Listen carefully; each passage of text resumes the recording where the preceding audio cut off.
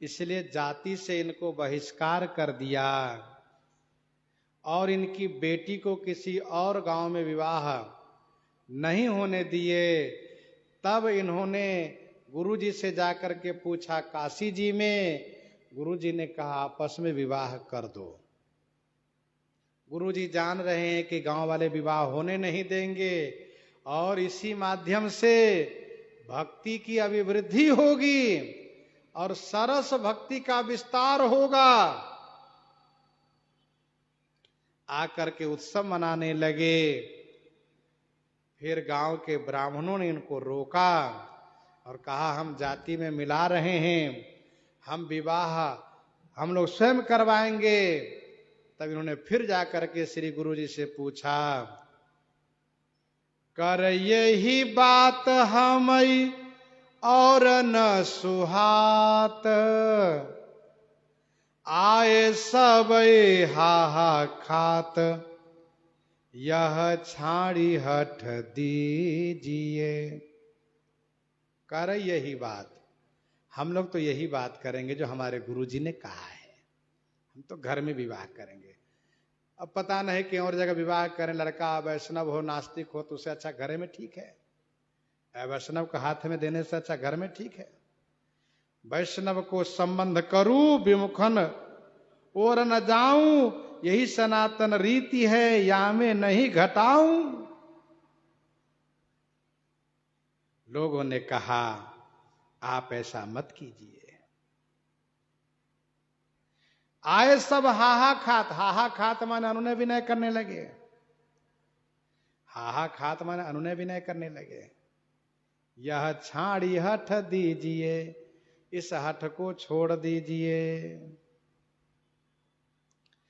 पूछिबे को फेरी गए, करो ब्याह जो पई नए। दंड करी नाना भांति, भक्ति दृढ़ कीजिए। पूछिबे को फेरी गए, फेरी माने पुनः पूछने के लिए काशी जी गए।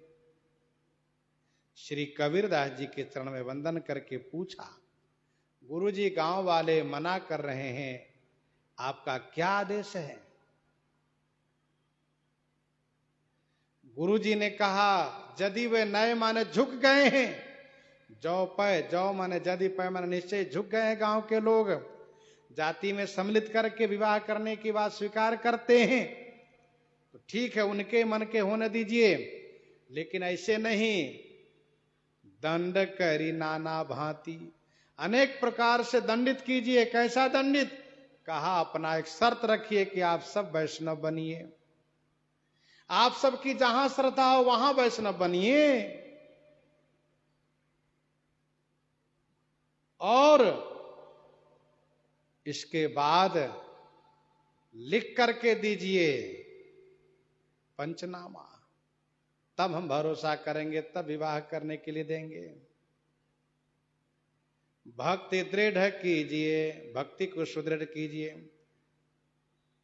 तत्वा जी ने आकर के गांव वालों से कहा ऐसी ऐसी बात है, आप सब वैष्णव बनने का वादा कीजिए, तब हम अपनी बात से पीछे हटेंगे। गांव वालों ने कहा हम वैष्णव बनेंगे। कहा ऐसा नहीं कि हम विवाह के लिए राजी हो जाए और आप वैष्णव न बनो बाद में, तो पहले वैष्णव बनिए तब बाद में शादी होगी। कहा ठीक है। गांव वालों ने जाना श्री कबीरदास जी के चमत्कार को, सबको पता है श्री कबीरदास जी सिद्ध संत है। फिर गांव वालों ने कहा आप अपने गुरु जी को बुलाइए, सब इन्हें बुलाइए, हम सब दीक्षा लेंगे, सब शिष्य बनेंगे, सब भक्ति करेंगे।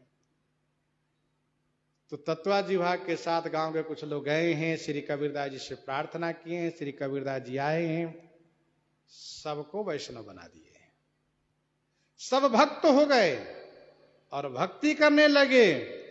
फिर इसके बाद जैसा गांव वालों ने चाहा वैसे विवाह का कार्य संपन्न हुआ। तब दई सुता लई, पाती में प्रसन्न होय के पाती हरि भक्तनि सो सदा मति भीजिए।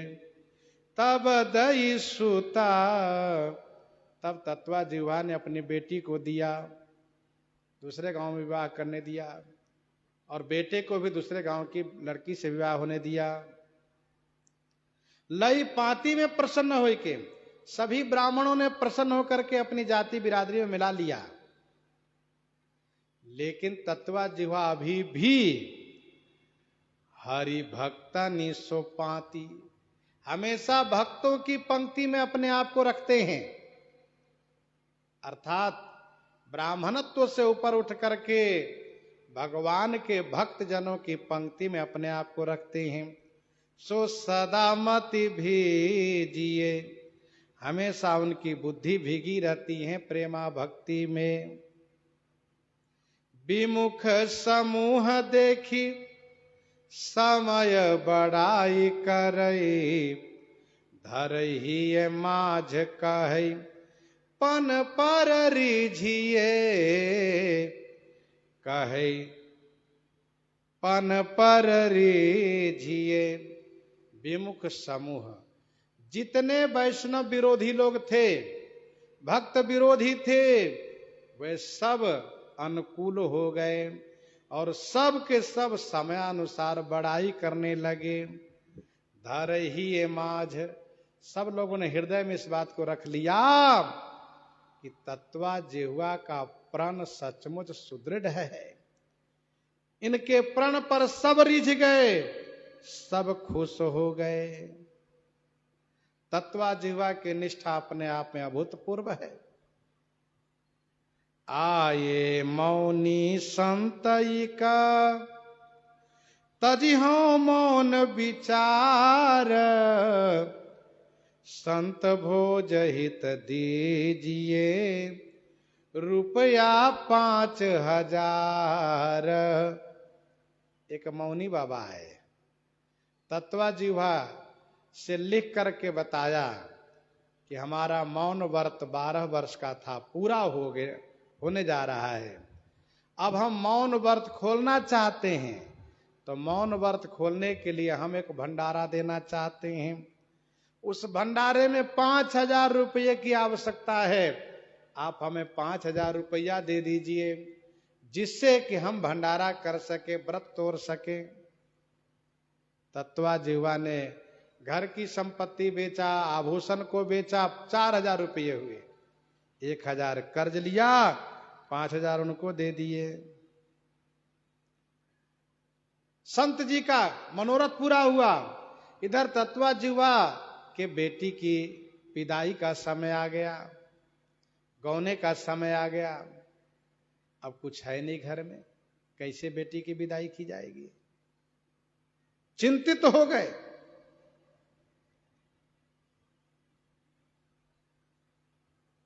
विदा होन कन्या लगी, धन भूषण कछु नाही, महती चिंता देखी हरि, कही सुमन के माही।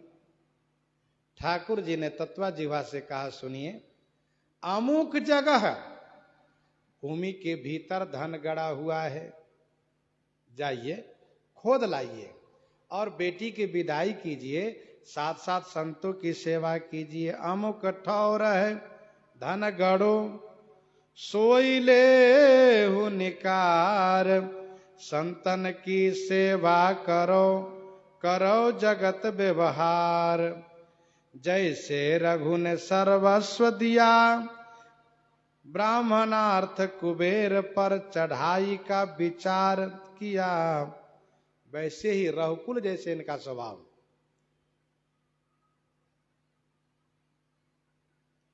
फिर तो इन्होंने जाकर के धन खोदा है, ला करके पर्याप्त धन जो मिला है ला करके बेटी की विदाई किया है, संतों की सेवा शुरू किया है।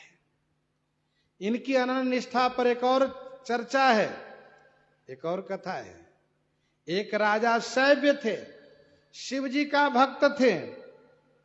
उन्होंने बहुत बड़ा यज्ञ किया, और उस यज्ञ में बहुत दान किए। उनके मंत्री जी तत्वा जिह्वा से बड़े प्रभावित थे। मंत्री जी ने राजा से कहा, महाराज आप बहुत बड़ा यज्ञ किए, बहुत दान किए, तत्वा जिह्वा जी को भी दान दीजिए, उनको बुलाइए, उनको सम्मान कीजिए, वे बहुत बड़े भक्त हैं भगवान के। राजा ने कहा बहुत अच्छी बात है।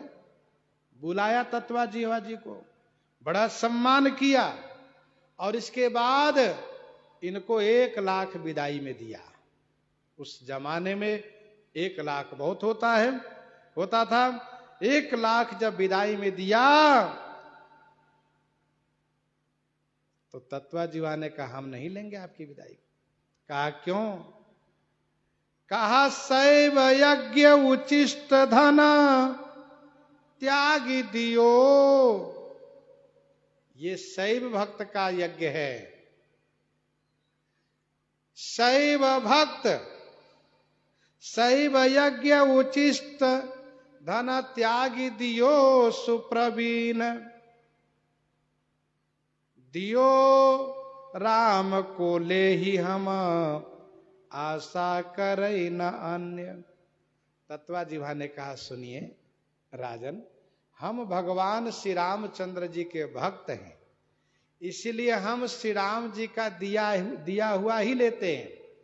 श्री राम महायज्ञ हो, श्री राम जी के नाम का संकीर्तन हो, श्री राम कथा हो और श्री राम जी के भक्त लोग आए हो, वहां पर हम ले सकते हैं क्योंकि श्री राम जी की प्रधानता है।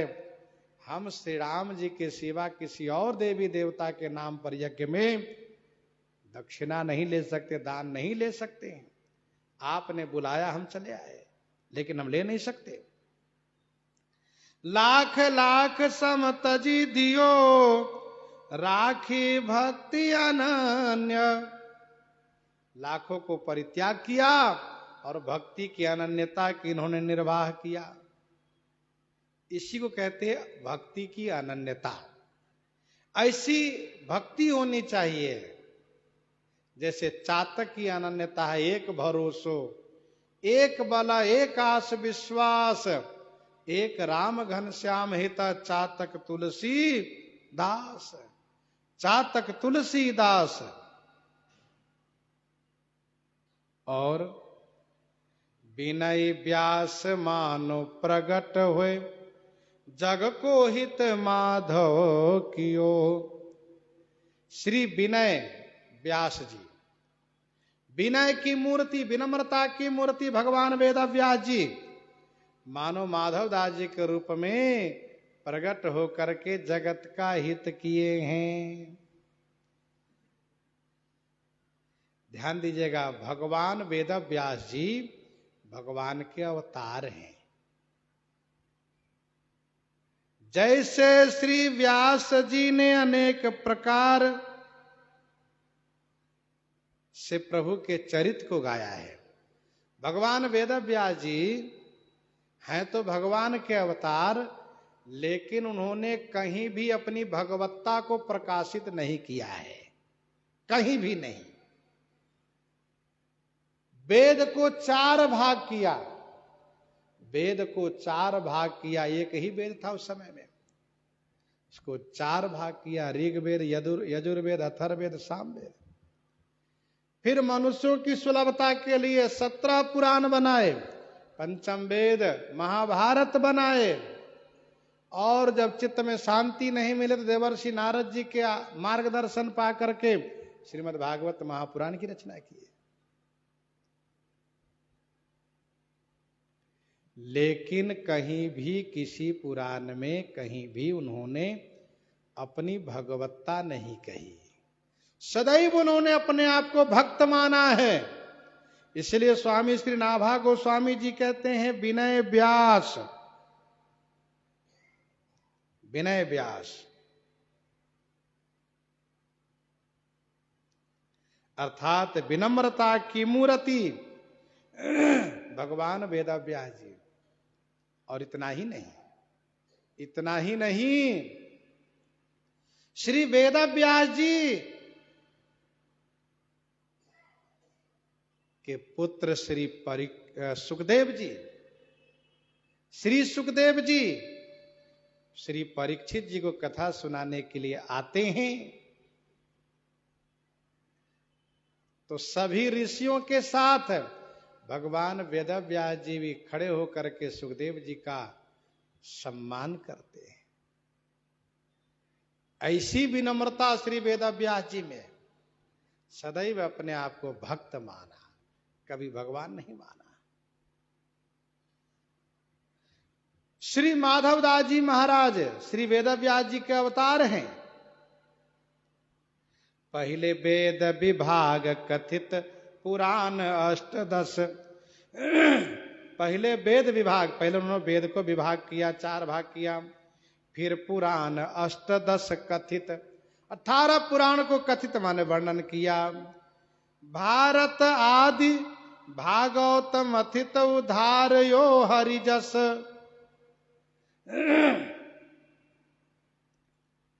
श्री भारत महाभारत आदि 17 पुराण आदि इन दिव्य ग्रंथों को मंथन करके श्रीमद् भागवत महापुराण रूपी माखन को, भागवत मथित उद्धार्यो हरिजस, श्रीमद् भागवत रूपी माखन को प्रकट किया, जिसमें श्री हरि का जस वर्णन किया। मथित उद्धार्यो हरिजस, अब शोधई सब ग्रंथ अर्थ भाषा विस्तार्यो, अब श्री माधवदास जी के रूप में आकर के सभी वेद पुराण शास्त्र को शोधन करके विचार करके सबके ग्रंथ, सभी ग्रंथों के अर्थ को सरल भाषा में, हिंदी भाषा में उन्होंने वर्णन किया है। भगवान वेदव्यास जी श्री माधवदास जी के रूप में आकर के अब लोगों के कल्याण हेतु सभी पुराण शास्त्र के अर्थ को विचार करके भाषा में गायन किया है, जिसे सबको सरल हो समझने में। का भाषा का संस्कृत प्रीति चाहिए साँच, का भाषा का संस्कृत प्रेम चाहिए साँच, काम जुआवे कामरी कालय करे कुमाच। गोस्वामी श्री तुलसीदास जी महाराज काशी जी में संस्कृत में रामायण की रचना कर रहे थे। महादेव भोलेनाथ की आज्ञा पा करके श्री अयोध्या जी में आए और यहां पर इन्होंने भाषा में रचना की है। क्यों? क्योंकि भगवान शिव जानते हैं संस्कृत में तो बहुत रामायण की रचना हुई है, संस्कृत में सबको सुलभ नहीं है, हिंदी में सबको सुलभ हो, सब राम कथा समझे, गांव में जाने। एक पंडित जी अपने विद्यालय में नियम लगा रखे थे, केवल संस्कृत संभाषण होगा, हिंदी में भाषा में कोई कुछ नहीं बोलेगा। नियम का अनुपालन हो रहा था, सभी विद्यार्थी संस्कृत में ही बोलते थे। एक दिन गुरुजी कहीं जा रहे थे, साथ में शिष्य लोग थे, कुएं में गिर गए। कुएं में गिर गए तो पास में जो गांव था, वहां उस गांव के लोग पढ़े लिखे नहीं थे ज्यादा। अब विद्यार्थी वहीं से संस्कृत में बुलाना लोगों को शुरू किए। कोई सुने ना, कोई समझे नहीं, कोई आवे ना पास में, और गुरुजी बेचारे परेशान कुएं में। तब गुरुजी ने डांटा, करे मूर्खों, भाषा भसक, भाषा भसक यानी भाषा में बोल, तब लोग आएंगे। तब शिष्यों ने ग्रामीण भाषा में जैसे बुलाया, हमारे गुरुजी कुएं में गिर गए हैं, आइए भैया आप लोग बचाइए, जैसे बुलाया वैसे लोग दौड़ते हुए आए, गुरुजी कुएं से बाहर कर दिए। तो समय के अनुसार जिस समय में जिस भाषा यानी देश काल समाज को देखते हुए, मान लो किसी सभा में पढ़े लिखे लोग नहीं हैं और कोई वहां पर यदि संस्कृत में भाषण देना शुरू करते हैं, इंग्लिश में भाषण देना शुरू करते हैं, तो लोग यही कहते हैं अपनी विद्वता दिखा रहे, विद्वता झाड़ रहे हैं। क्या बोल रहे हैं वही जाने। जब बोलने लगे तो कुछ लोग उठ के चल देते, बोलते रहो, क्या करें हम लोग सुन बैठ करके यहाँ। वहीं यदि कोई हिंदी में भाषा में, गांव की भाषा में सुनाता उसी विषय को, तो लोग बड़े चाव से सुनते हैं, समझते हैं। तो देश काल के अनुसार जहां पर जिस भाषा की आवश्यकता हो उसमें समझाने से लोगों का हित होता है। कीरति भनित भूति भल सोई, सुर सरिसम सब कहां हित होई। लीला जय जय जयति गाय भव पार उतार्यो। श्री माधव दास जी महाराज भगवान की लीला को जय जयकार करते हुए, गाते हुए जीवों को भव पार से उतार दिए। जगन्नाथ इष्ट, श्री माधव दास जी के इष्ट देव कौन है?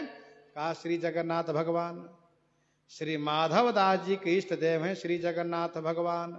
जगन्नाथ इष्ट वैराग्य शिव, और वैराग्य की सीमा माने पराकाष्ठा है श्री माधव दास जी महाराज। वैराग्य शिव करुणा रस भी जो हियो, और करुणा रस में श्री माधव दास जी का हृदय हमेशा सराबोर रहता था, भीगा रहता था। ऐसे श्री माधव दास जी महाराज, इनका चरित्र आगे विस्तार से है, आगे श्रवण करेंगे। इन्हीं के साथ आज सीताराम सीताराम सीता राम सीताराम सीता